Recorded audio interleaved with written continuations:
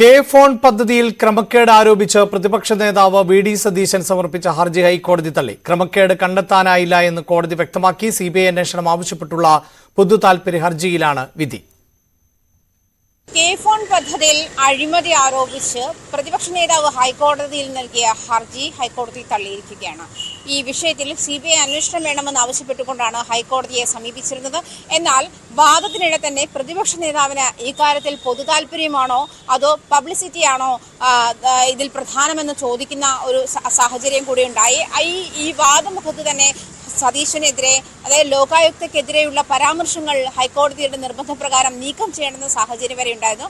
എന്തിനാണ് 2018 പദ്ധതി ഇപ്പോൾ ചോദ്യം ചെയ്യുന്നത്, അല്ലെങ്കിൽ 2018 കരാർ ഇപ്പോൾ ചോദ്യം ചെയ്യുന്നത് എന്നൊരു ചോദ്യം കൂടി ഹൈക്കോടതി ഉന്നയിച്ചു. മാത്രമല്ല, ഇതിൽ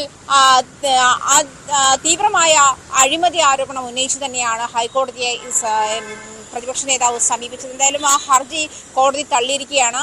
ജസ്റ്റിസ് A.K. ജയദേവൻ നമ്പ്യാരുടെയും അതുപോലെ ജസ്റ്റിസ് V. ശ്യാംകുമാറും ചേർന്ന ഡിവിഷൻ ബെഞ്ചിൻ്റേതാണ് ഈ വിധി.